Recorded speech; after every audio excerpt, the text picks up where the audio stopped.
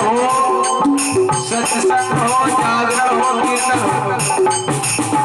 कहा गया कि प्रभु के नाम की बातें करना तो ठीक है, व्यर्थ की बात करना बहुत बेकार बात है। सभी गाओ। प्रेम वालों ने कभी भक्त से पूछा, उनकी पूजा में सुन लो तो।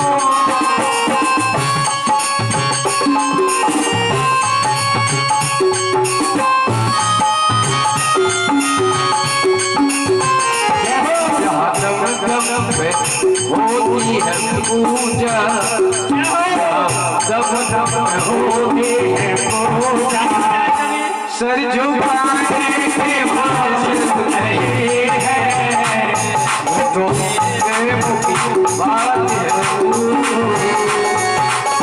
क्या बात है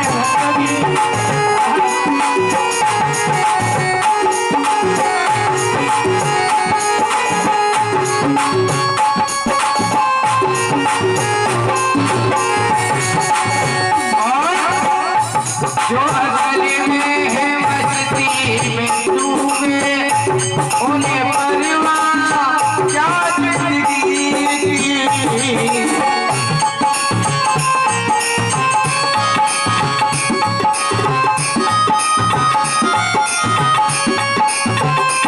जो असली में मस्ती में डूबे, उन्हें क्या परवाह जिंदगी। कौन सी मस्ती? उठाओ हाथ, हम देख रहे हैं। हाँ, उठा लो हाथ। जो असल में है मस्ती डूबे, उन्हें क्या परवाह की। जो चलती उतरती है मस्ती, जो चढ़ती उतरती है मस्ती, जो हकीकत में मस्ती नहीं है, तो प्रेम माल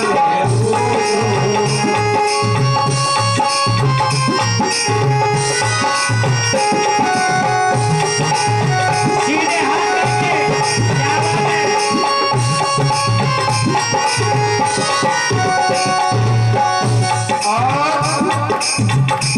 ये तो प्रेम की बात है, बस की नहीं है, बदगी तेरे बस की नहीं है। यहाँ तो शर्त के होते हैं सौदे, यहाँ शर्त के होते हैं सौदे, आशिकी कितने शर्त नहीं है।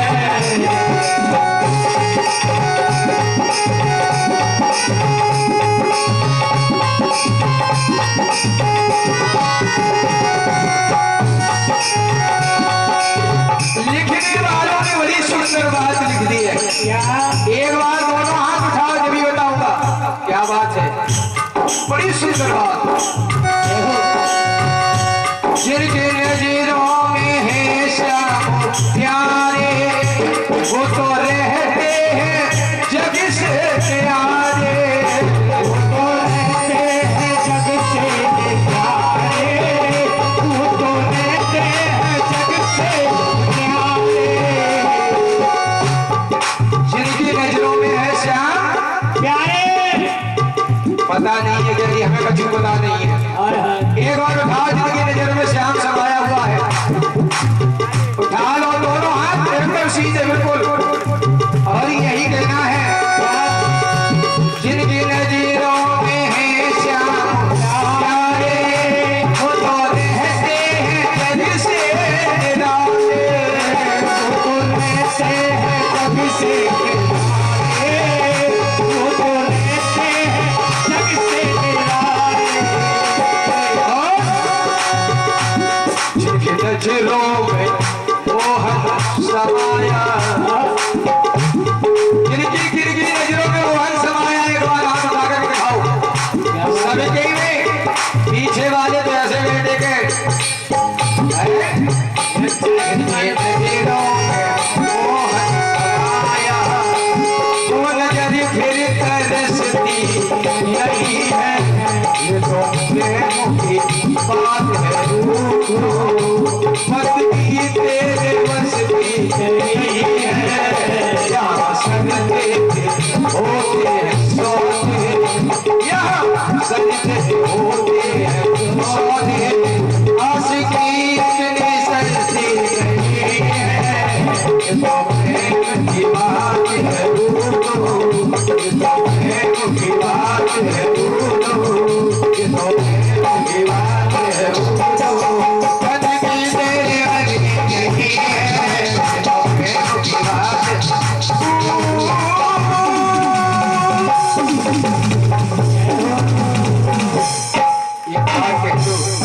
श्याम प्यारे की हारे के सहारे की खाटू नरेश की शीश के दानी की तीन बारी धारी धनुष की।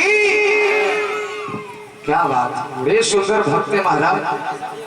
वास्तव में इतना स्नेह इतना प्रेम इतना भाव जितना सोनिया बिहार वाले भक्तों का मिला है,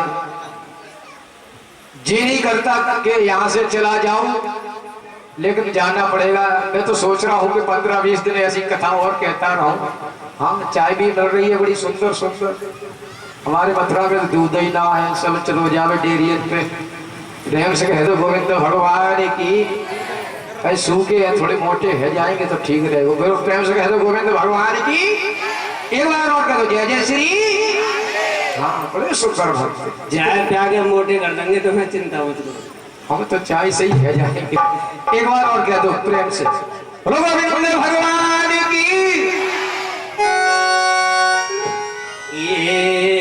एकदा द्वार पत्याम तु विप्रल कुमार के कि जात मात्रो भवम स्पृष्ट ममारु किलु भारत। सुखदेव जी कहते हैं राजन कि द्वारकापुरी में एक विप्र थे। कथा श्रवण करने लायक है, सभी शांति पूर्वक बैठे, खड़े होने वाले भी बैठे, सभी भक्त आसन पर बैठ जाएं। देखिए भैया, वैसे तो इस जीवन में बहुत कम ऐसे शुभ अवसर प्रदान होते हैं तो हमारे गोविंद की कृपा से होते हैं। नहीं तो जिनके पास जितना धन दौलत है उन्होंने कभी अपने घर में प्रभु की सत्यनारायण की कथा भी नहीं करवा पाई। हाँ, कभी माँ भगवती की ज्योत प्रचंड नहीं करवा पाई, क्यों? उन्हें नींद ही नहीं आती है।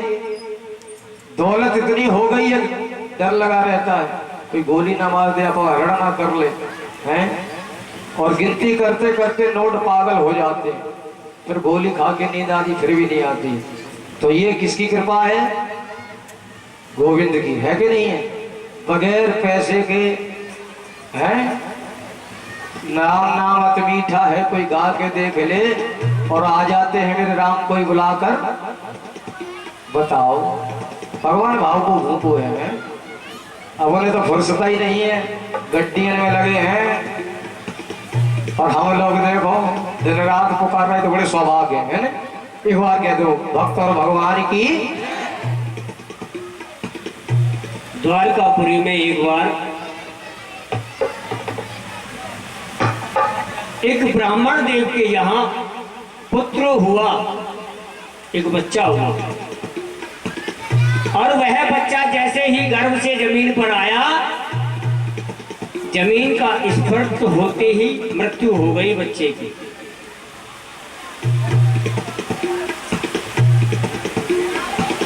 अब ब्राह्मण कहने लगा कि जिसके राज में अत्याचार अधिक होता है, पाप होता है, उसके राज्य में इस तरह बच्चे जीते नहीं। इसी प्रकार वह ब्राह्मण के 9 बच्चे खत्म हो गए और 9 बच्चों को ले जाकर वह द्वारकापुरी के दरवाजे पर रखा था।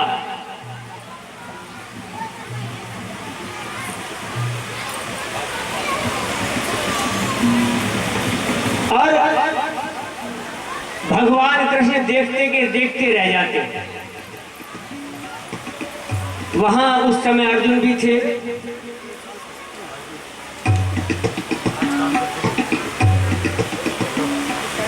जब वो 9वें बच्चे को लेकर के गया तो अर्जुन ने कहा, तो ब्राह्मण ने कुछ ज्यादा कह दिया वहां पर कि तुम्हारे राज्य में पाप हो रहा है, अधर्म हो रहा है, इसलिए मेरे बच्चे समाप्त हो जाते हैं। ये बच्चे कहां आगे को भगे चले आ रहे हैं, जरा इन्हें रोको। बोलिए गोविंद भगवान की जय।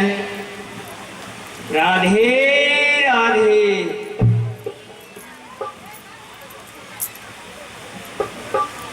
तो वहां पर अर्जुन बैठे थे, जब वो सुन रहे थे, जब वो ब्राह्मण ये कह रहा था भगवान से कि जिसके राज्य में अधर्म होता है उसके राज्य में इस तरह के बच्चे खत्म हो जाते हैं, समाप्त हो जाते हैं, इसलिए मेरे पुत्रों की मृत्यु हुई है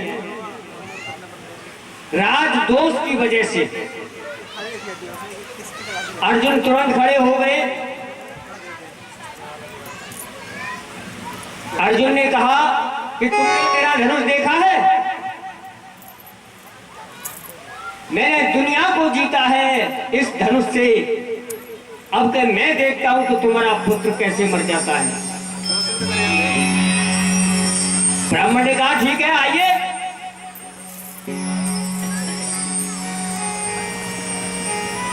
और जब 10वां बच्चा ब्राह्मणी के गर्भ से होने को है तो अर्जुन को खबर दे दी गई कि हे अर्जुन आइए। अर्जुन ने आकर के अपने बाण तीरों से उस गर्भिणी को चारों तरफ से ढक दिया, एक कमरा की तरह बना दिया गया और उसमें बंद कर दिया उसको कि मैं देखता हूं कैसे मर जाते हैं बच्चे, मैं उस काल को देखूंगा। लेकिन सज्जनों, जब वह 10वां बच्चा भी हुआ तो वह भी पृथ्वी पर आते ही चला गया। उस ब्राह्मण ने कहा, ब्राह्मण ने क्या कहा? अरे वैसे ही ढोंग करता है, इसने कहां का युद्ध जीता है, इस पर एक बच्चे की मृत्यु तक नहीं रोकी गई, ये युद्ध जीतने की बात करता है। कौन है तू? कौन सा अर्जुन है? कौन सा धनुर्धर है तू? अर्जुन को बड़ा अफसोस हुआ। ये क्या हुआ? जब तो बड़ी डींग मारी थी कि मैं धनुर्धर हूं, मैंने महाभारत तो जीता है, अरे मैं कैसे नहीं हूं, मैं अर्जुन हूं, अर्जुन। अब अर्जुन सहम गए जब ब्राह्मण की ऐसी कड़वी बातें सुनी और भगवान कृष्ण के पास आए। बोले भगवान ये क्या लीला है, मैं कुछ समझ नहीं पाया। कि ना हम संघर्षणों ब्राह्मण ने कृष्ण कर्ण रे मुझे अर्जुन नामो गांडीव यश वही धनु। प्रभु मैंने जो अपने गांडीव धनुष की इसको डींग मार दी, यह भी गलत ही हुआ है। प्रभु ये बताइए ये लीला है क्या? भगवान ने कहा चलो हम दिखाते हैं इसके पुत्र कहां हैं। बस मूलाधार, स्वाधिष्ठान, मणिपुर, अनाहत,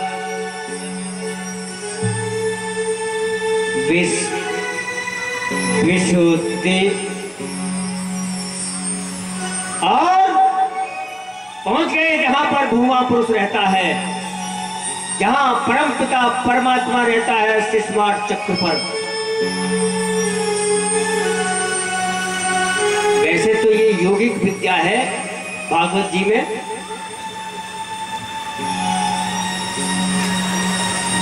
इसको समझना थोड़ा सा कठिनता है। और भगवान ने ले जाकर के वहां दिखाए हैं वो 10 के 10 पुत्र कि अर्जुन ये बैठे, और तुम कहां ढूंढ रहे थे? मृत्यु लोक में। जीव मरकर के कहां जाता है?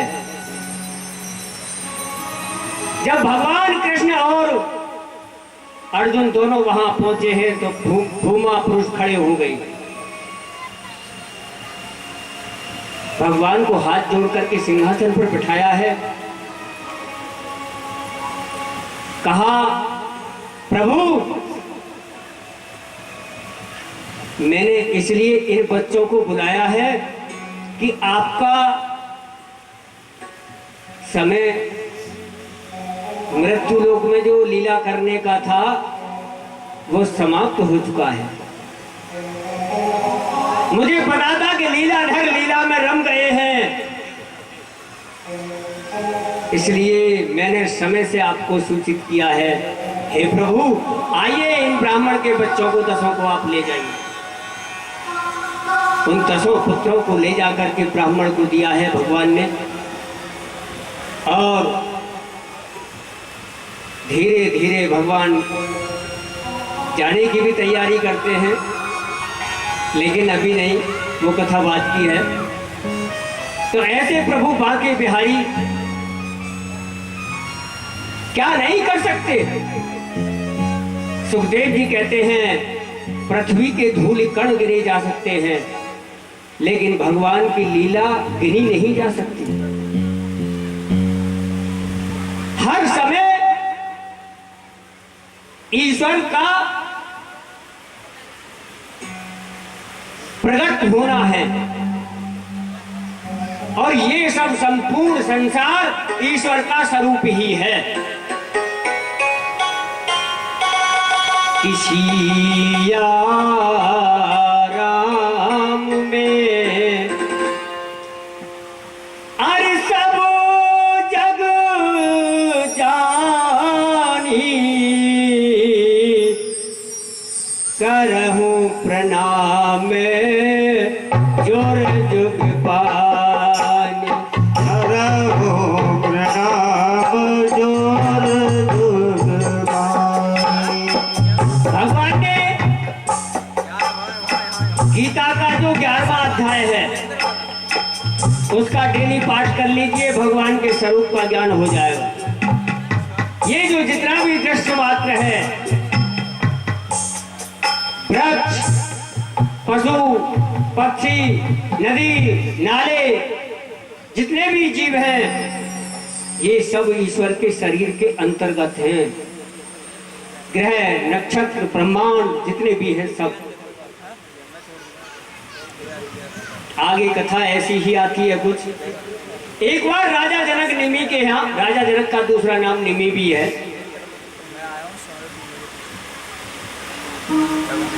राजा निमि के यहाँ 9 योगेश्वर आ गए, और ये 9 योगेश्वर ऋषभदेव जी के हुए। 9 के 9 ने अवधूत ग्रहण किया है, योगी हो गए हैं।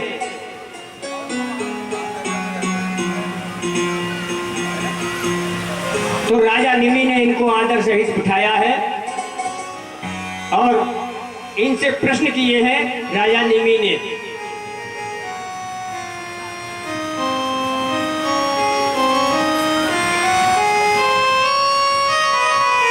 कि एक दान में सत्र जय हो। मोप जग भूर्य दक्षिया, विताए माने वृषि भिर जाना वि महात्मन। जय हो। निमि जी ने अब अजनाब खंड भारतवर्ष विदेह राज महात्मा निमि ने बड़े बड़े ऋषियों के साथ जब यज्ञ किया तो प्रश्न किया पहले योगी जी से, जिनका नाम था कबीर जी।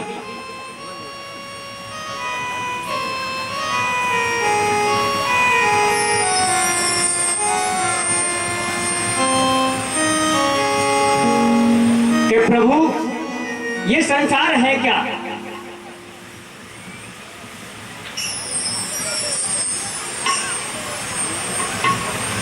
गुरु सच्चे दरबार की जय। ओम खम वायुर्मग्निं सलीलं मयीं च ज्योतिर्षि सत्त्वानि दिशो द्रुमादीन् शरीरस्य मुद्रान् हरे शरीरं यत् किञ्च भूते प्राण में तनन्य।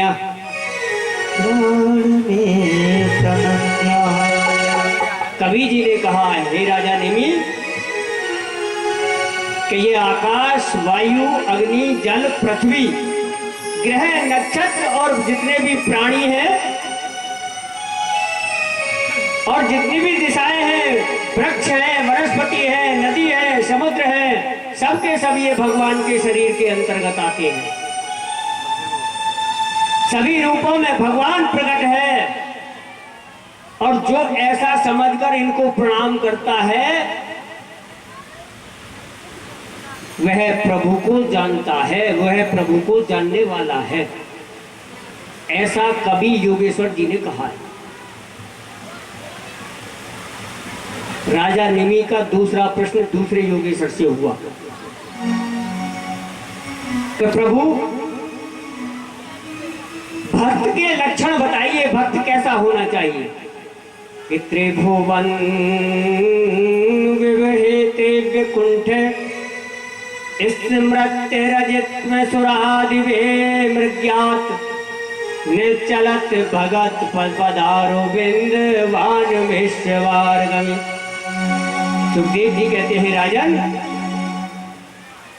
क्या ऋषि मुनि अपने अंतकरण में जिन्हें ढूंढते रहते हैं, ऐसे भगवान के चरण कमलों से आधे पल के लिए भी जो अपने मन को नहीं हटाता, अपने ध्यान को भी नहीं हटाता है, जिसका बिल्कुल भी तार नहीं टूटता है, हर वक्त भगवान के ध्यान में संलग्न रहता है, और यदि कोई उसे त्रिभुवन की राज लक्ष्मी भी दे तो भी उसका ध्यान नहीं टूटता, ऐसा मुझे भक्त प्रिय है।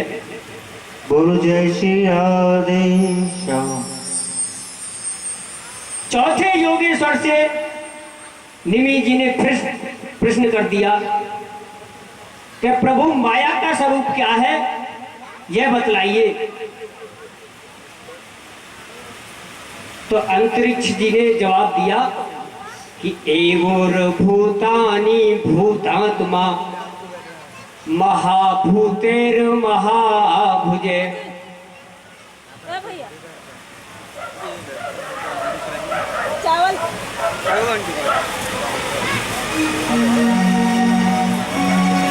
बोलो गोविंद भगवान की जय। जय श्री राम। सजो चाव चाणक्य से मात्र प्रसिद्ध हुई। उन्होंने उत्तर दिया, अंतरिक्ष जी ने कहा कि माया अनिवर्चनीय है, ये कहने और कथने में नहीं आ सकती, ऐसी है ये माया। उसके कर्मों के द्वारा ही माया की पहचान होती है। यदि परमात्मा प्रकृति के कारण बनते हैं तो उसकी सिद्धि के लिए पंचभूतों के द्वारा सब शरीरों की सृष्टि करते हैं और उसी को प्रभु माया कहते हैं। अब निमि जी ने चौथे योगेश्वर से प्रश्न किया कि प्रभु जी, जिसकी बुद्धि मोटी हो उसको क्या करना चाहिए?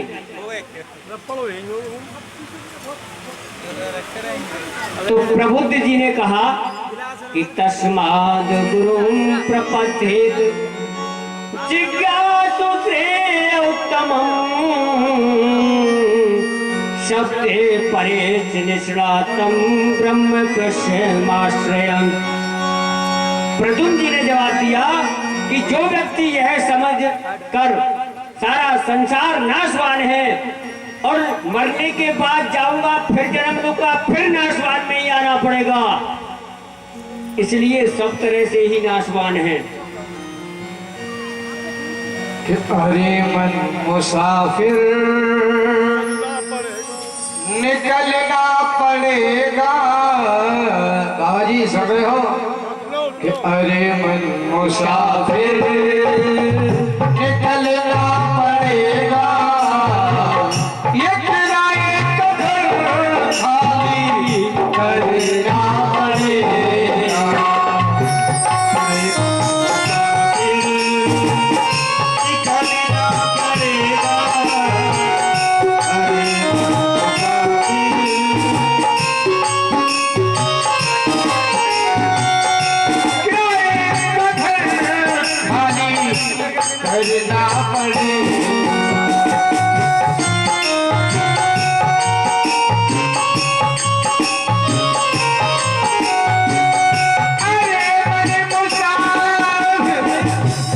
करना पड़ेगा।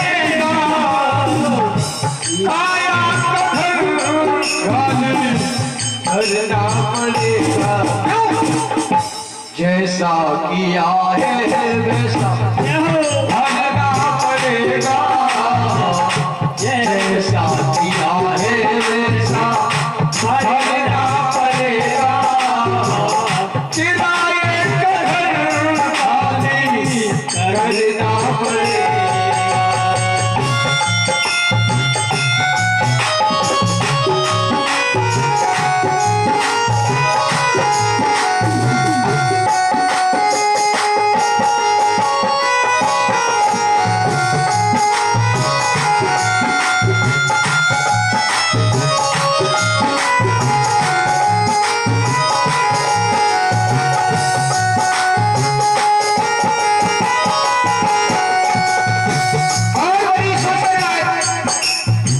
लिखने वालों ने लिख डाली है और ऐसे महान कवियों को मैं प्रणाम करता हूँ। और जमानत न होगी पल्ले में तेरे, अमानत न होगी। जमानत न होगी पल्ले में तेरे, अमानत न होगी। फिर क्या होगा? वो करके कहती जाना पड़ेगा। वो करके कहती तुमको जाना पड़ेगा। आया कधर धारी करना पड़ेगा।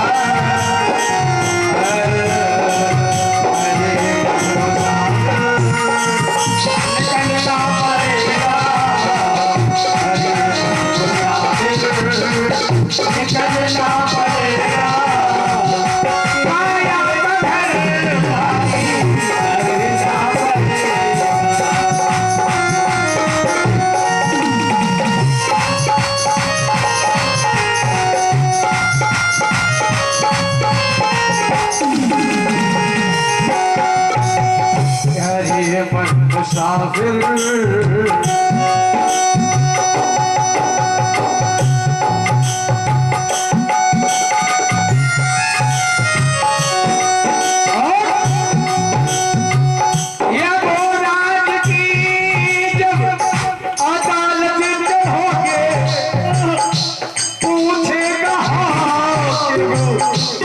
अब क्या